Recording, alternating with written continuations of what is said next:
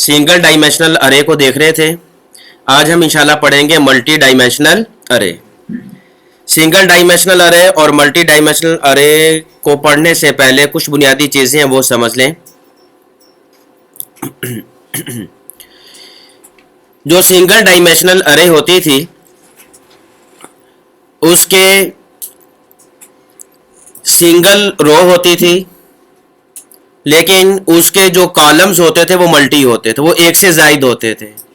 लेकिन रो क्या होती थी? सिर्फ एक सिंगल होती थी ये सिंगल डायमेंशनल अरे में। और हर कॉलम के किसी न किसी इंडेक्स पे कोई ना कोई वैल्यू उसमें मौजूद होती थी। तो सिंगल डायमेंशनल अरे में रोज की तादाद कितनी होगी? एक। और कॉलम की तादाद कितनी होगी? एक से ज़ायद। और कॉलम शुरू होते हैं एक से, लेकिन इंडेक्स नंबर शुरू होता था 0 से। इसलिए जब आप अरे की कुल लेंथ लेते हैं तो अरे की कुल लेंथ इसके अरे की कुल लेंथ कितनी होगी? 7। लेकिन इसके इंडेक्स कभी भी 7 नहीं होंगे, इंडेक्स हमेशा लेंथ से -1 होता है। तो अगर इस अरे की टोटल लेंथ 7 है तो इसके इंडेक्सेस कितने होंगे? 6 होंगे, क्योंकि जो लेंथ है वो 1 से शुरू होती है और जो इंडेक्सेस हैं वो किससे शुरू हो रहे हैं? 0 से शुरू हो रहे होते हैं। ठीक है। इसी तरह जो सिंगल डायमेंशनल अरे होती है उसका जो 0 इंडेक्स पे जो रो होती है उसके भी वो जो इंडेक्स नंबर होगा वो 0 ही होगा। तो सिंगल डायमेंशनल अरे में रो की तादाद 1 होती है और कॉलम की तादाद 1 से ज़ायद होती है, और हर कॉलम के किसी न किसी इंडेक्स में कोई ना कोई वैल्यू मौजूद होती है। ये कॉलम नंबर कौन सा है? 4 और इंडेक्स नंबर 3, और इस पे ये वाली वैल्यू यहाँ पे मौजूद है। ये तो हम गुज़श्ता इसी को देख रहे थे। यहाँ पे आप देखें ये सिंगल डायमेंशनल अरे है। ये पता कैसे चलेगा कि ये वाली अरे सिंगल डायमेंशनल है या मल्टी डायमेंशनल है? इस निशान से पता चलेगा। अगर ये ब्रैकेट्स एक ही दफ़ा हैं तो ये सिंगल डायमेंशनल अरे होगी। अभी हम इंशाल्लाह कुछ ही देर में मल्टी डायमेंशनल अरे की तरफ भी आएंगे। और आप देख रहे हैं कि यहाँ पे रो की तादाद कितनी है? सिर्फ एक ही लाइन में लिखे हुए ना सारे। ये जो इसकी करली ब्रैकेट्स हैं ये एक ही है इसमें, और इसके 1 कॉलम पे ये वाली वैल्यू मौजूद है, कॉलम 2 पे ये, कॉलम 3 पे ये, 4 पे ये, 5 पे ये, 6 पे ये और 7 पे ये। इसके कॉलम्स की कुल तादाद 7 है और इंडेक्सेस की कुल तादाद कितनी हो जाएगी? 6 हो जाएगी, क्योंकि जो पहला होगा सैचर्ड ये कॉलम 1 पर है, लेकिन इसका इंडेक्स क्या होगा? 0 होगा। अब हम पढ़ेंगे मल्टी डायमेंशनल अरे को। मल्टी डायमेंशनल अरे को भी पहले समझ लेते हैं।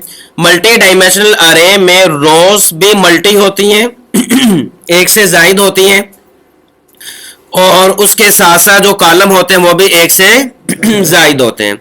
रोज की तादाद भी एक से ज़ायद और कॉलम की तादाद भी एक से ज़ायद होती है। तो इसे क्या कहा जाता है? मल्टी डायमेंशनल अरे। इसे मल्टी डायमेंशनल अरे भी कह दिया जाता है और अरे ऑफ अरेज भी कह दिया जाता है, कि ये कई अरेज की एक अरे होती है और हर रो के इंडेक्स पे एक मुकम्मल रे मौजूद होती है। अब देखें रो नंबर 0 पे देखें मुकम्मल रे मौजूद है। ठीक है। रो नंबर 1 पे देखें एक मुकम्मल सिंगल डायमेंशनल अरे मौजूद है। सिंगल डायमेंशनल अरे के बारे में आपने क्या पढ़ा था कि जिसकी रो कितनी हो? 1, लेकिन उसके कॉलम क्या हो? 1 से ज़ायद। अब ये देखें ये वाली एक ही कॉलम एक ही रो पे मुश्तमिल है, लेकिन इसके कॉलम 1 से ज़ायद। ऐसे ही है, इसके कॉलम कितने हैं? 1 2 3 4। और उससे निचली पे आ जाए ये वाली अरे, ये भी एक ही रो पे मुश्तमिल है। हर रो ये अलग रो है, ये अलग रो है, ये अलग है और ये अलग है। तो यहाँ पे रोज की कुल तादाद कितनी है? 4। रोज की कुल तादाद कितनी है? 4। और हर रो पे कोई ना कोई एक मुकम्मल सिंगल डायमेंशनल अरे मौजूद है। इसकी समझ लग गई? तो हम इसे अरे ऑफ अरेज भी कह देते हैं कि ये कई अरेज की एक अरे होती है, और इसे मल्टी डायमेंशनल अरे भी कह दिया जाता है। तो इस मल्टी डायमेंशनल अरे में रोज की तादाद भी 1 से ज़ायद होगी और कॉलम की तादाद भी 1 से ज़ायद होगी, और हर रो के हर इंडेक्स पे। अब हम इसकी प्रैक्टिस की तरफ आते हैं। मल्टी डायमेंशनल अरे कैसे बनानी होती है, हम आपने जिस टाइप की अरे बनानी है उसी आपको उस तरह की डेटा टाइप चाहिए होगी। मैं स्ट्रिंग की ले लेता हूं, यहाँ पे ब्रैकेट, फिर दोबारा ये ब्रैकेट्स, ये क्या बन गई, मल्टी डायमेंशनल अरे। दो दफा अपनी ब्रैकेट्स देनी है और उसके बाद आपने अरे का नाम लिख देना है। स्टूडेंट रिकॉर्ड कर देते हैं, करने के बाद इक्वल का साइन, न्यू, कितनी रोज पर मुश्तमिल आपको अरे चाहिए। मैं कहता हूं जी मुझे 4 रोज पर मुश्तमिल अरे चाहिए। कितनी रोज पर मुश्तमिल, 4 रोज पर। और अगला पूछेगा कितने कॉलम पर तो ये हमारी बन गई मल्टी डायमेंशनल अरे। मल्टी डायमेंशनल अरे का हमें पता चलेगा इन ब्रैकेट से, अगर ब्रैकेट का साइन सिर्फ एक ही है तो ये सिंगल डायमेंशनल अरे होगी, और अगर ये ब्रैकेट्स 2 हैं तो ये बन जाएगी मल्टी डायमेंशनल अरे। ये अरे को इनिशियलाइज भी कर लिया। अब हम नीचे इस अरे को वैल्यू देंगे। कितने रोज पर मुश्तमिल है, 4 रोज पर ये मुश्तमिल है। अब इसको वैल्यू कैसे देनी है, स्टूडेंट रिकॉर्ड और उसके बाद ब्रैकेट, उसके बाद इसके कौन सी रो है, 0, उसके बाद इक्वल का साइन। हम जिस तरह हम यहाँ पे अमूमन किया करते थे ये वाला, बिल्कुल हम वही यहाँ पे ऐसे ही करेंगे। आगे हम ये अपना कर्ली ब्रैकेट्स लगा के वैल्यू देना शुरू कर देंगे, लेकिन हमें एक एरर आएगा, वो भी मैं आपको बता देता हूँ। कर्ली ब्रैकेट्स दी, हम यहाँ पे लिख देते हैं पहले कॉलम पे वैल्यू मैंने कौन सी दे दी, पहले कॉलम पे कह लिया, पहले इंडेक्स पे, जीरो इंडेक्स पे कौन सी वैल्यू आ गई, 1 की। और उसके बाद मैं नाम लिख देता हूं, दूसरे इंडेक्स 1 इंडेक्स पे, 2 इंडेक्स पे फादर नेम लिख देते हैं, और उसके बाद 3 इंडेक्स पे हम कोई ना कोई सिटी का नेम लिख देते हैं। बस आगे तो मैंने फैसलाबाद लिख दिया मैंने, और आखिर पे आके हम सेमी कॉलन दे देते हैं।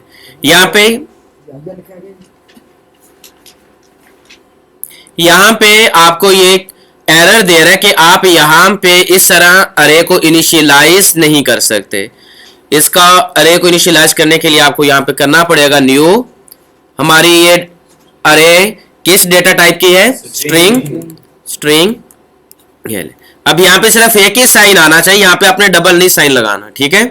ऊपर हमने डबल साइन लगा के, डबल ब्रैकेट्स लगा के हमने मल्टी डायमेंशनल अरे को डिक्लेयर करने में इनिशियलाइज कर लिया। अब मैंने जिस तरह बतलाया था कि मल्टी डायमेंशनल अरे की हर रो में एक सिंगल डायमेंशनल अरे मौजूद होती है। मल्टी डायमेंशनल, मैं यहाँ पे दोबारा दिखा देता हूँ, मल्टी डायमेंशनल अरे के हर रो में एक सिंगल डायमेंशनल अरे मौजूद होती है। अब देखें ये इसके स्टूडेंट रिकॉर्ड की 0 नंबर रो पर एक मुकम्मल सिंगल डायमेंशनल अरे मौजूद है। और पता कैसे चल रहा है सिंगल डायमेंशनल अरे है, इससे, क्योंकि स्ट्रिंग के बाद सिर्फ एक दफा ब्रैकेट है, ठीक है। उसके बाद हमने कौन से उसके रो को वैल्यू दे दी, रो नंबर 0 को। उसके बाद हम आगे आते हैं, student record row number 1, new string. अब यहाँ पे 2, आपको पता है स्ट्रिंग में जो वैल्यू दी जाती है हमेशा डबल कोट्स में दी जाती हैं।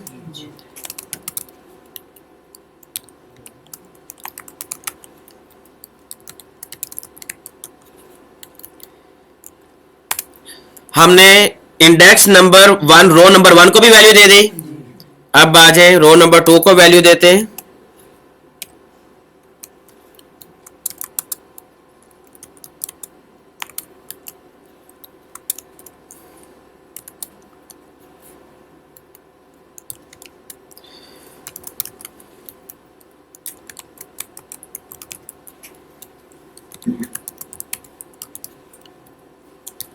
इसका हम यहाँ पे कोई मोबाइल नंबर भी लिख देते हैं।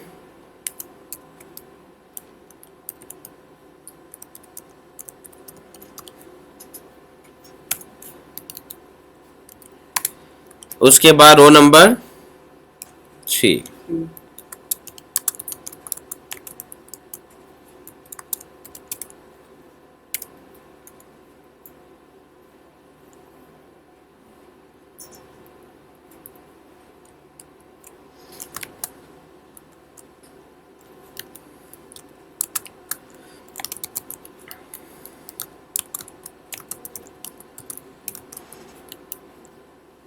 चलें इसको सिर्फ इतनी ही वैल्यू दे देते हैं, सिर्फ 3 वैल्यूज, बल्कि 2 वैल्यूज ही रहने देते हैं, इसको भी ख़त्म कर देते हैं।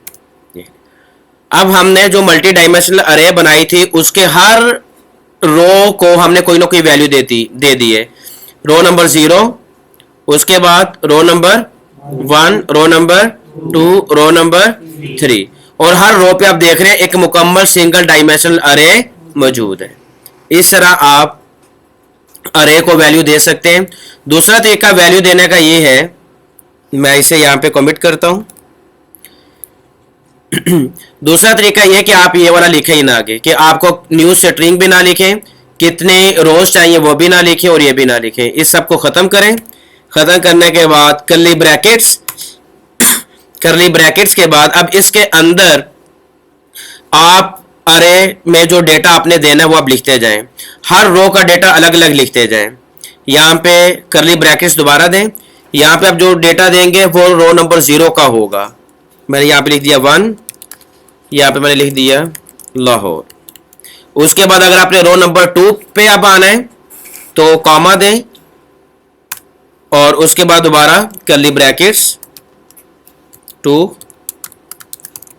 मुल्तान। उसके बाद अगली रो पे आना है तो दोबारा बिल्कुल इसी तरह कर्ली ब्रैकेट्स 3 कराची। और अगर बस आपने अगर इतनी ही बनानी है तो बिल्कुल आखिर पे जहाँ पे इसका ब्लॉक शुरू हो रहा है बिल्कुल आखिर पे आकर सेमी कॉलन लगा दें। तो इस तरह भी आप मल्टी डायमेंशनल अरे को डिक्लेयर करने के बाद इनिशियलाइज करते ही डायरेक्ट अगर वैल्यू देना चाहे वैल्यू दे सकते हैं। तो ये वाली जो अरे होगी कौन सी इंडेक्स पे मौजूद होगी? रो के 0 पे, और ये रो नंबर 1 पे, और ये रो नंबर 2 पे मौजूद होगी। ठीक है, तो ये दोनों तरीके हैं मल्टी डायमेंशनल अरे में वैल्यू देने के बाद, इनिशियलाइज और डिक्लेयर करने के बाद उसे वैल्यू देना। मैं इस हिस्से को दोबारा रिवर्स कर देता हूं।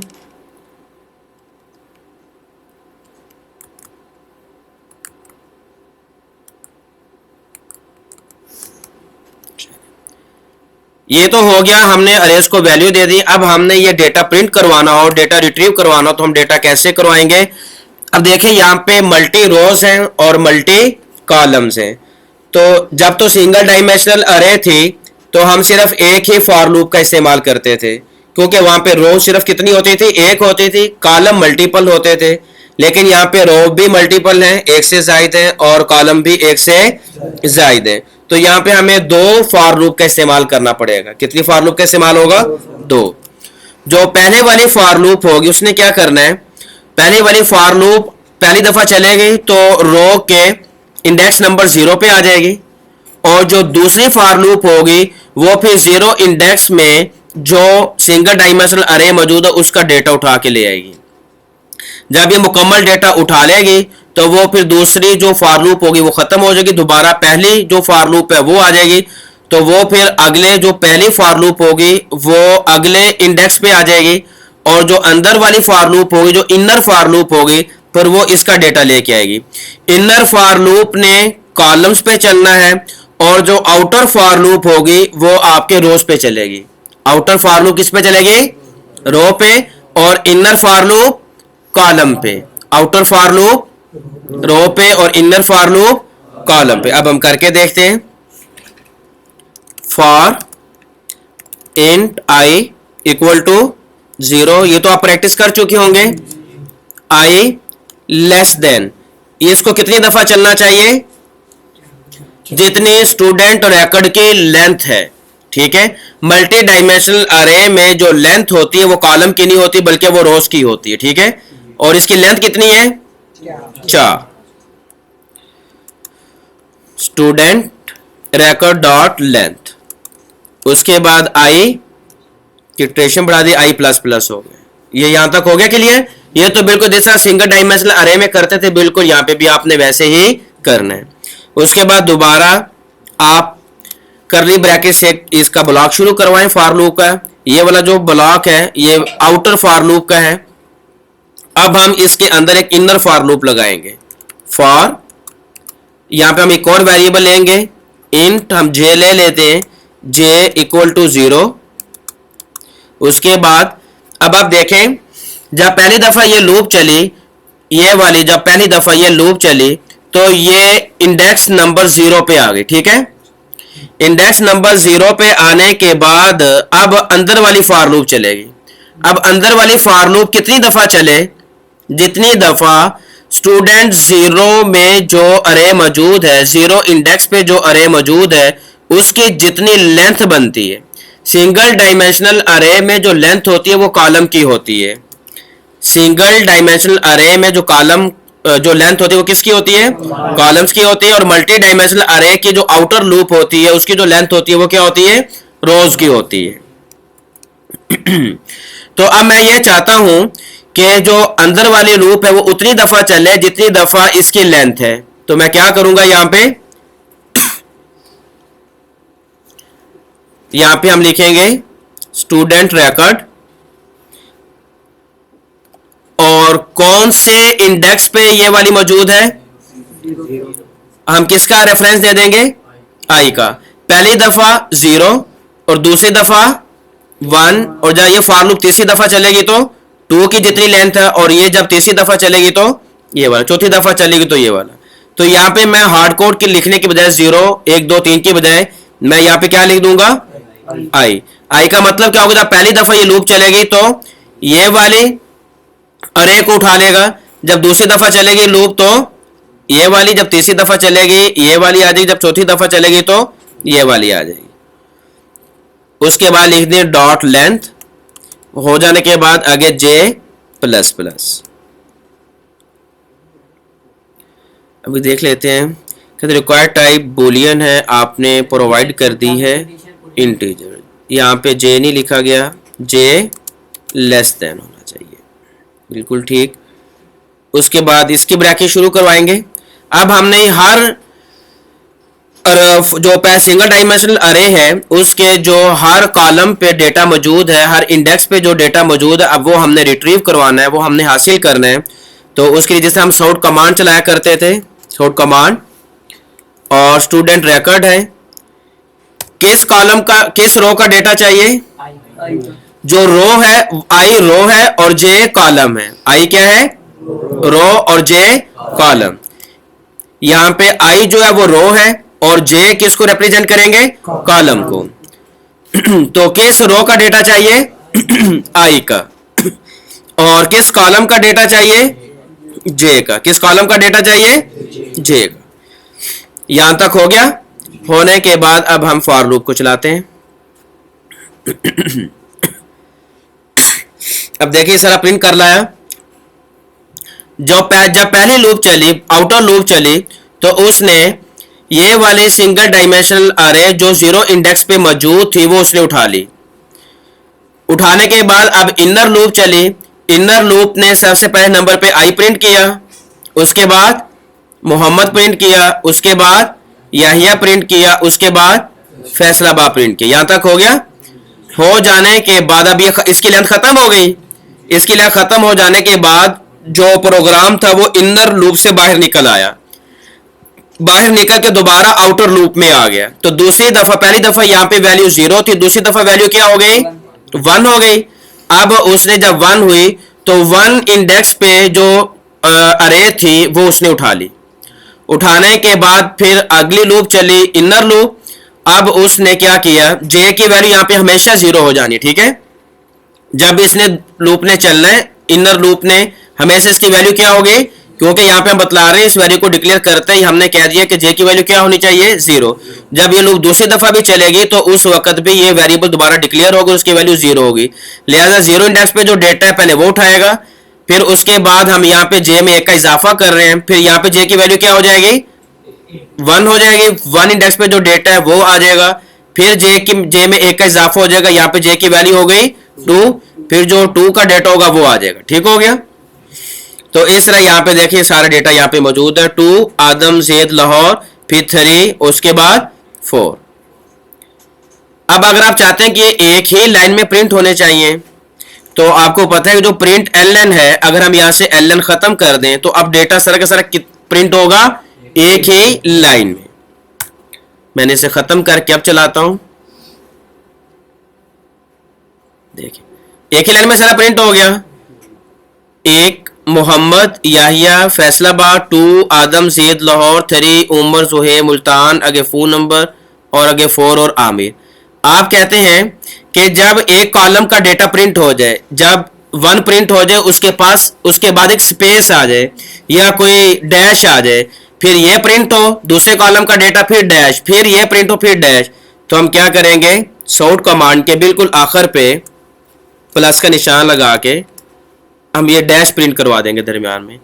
जब ये पहल कॉलम के इस जो ये वाली हमारी अरे है जो कि 1 इंडेक्स पे मौजूद है, जब इसके 0 इंडेक्स की वैल्यू प्रिंट हो जाएगी, प्रिंट होने के बाद क्या लग जाएगी, एक डैश, फिर उसके बाद दूसरे कॉलम की वैल्यू प्रिंट होगी, फिर क्या लग जाएगी, डैश। अब करके देखते हैं कैसा ही हो रहा है। ये देखें, अब हर एक बार डैश लगता जा रहा है।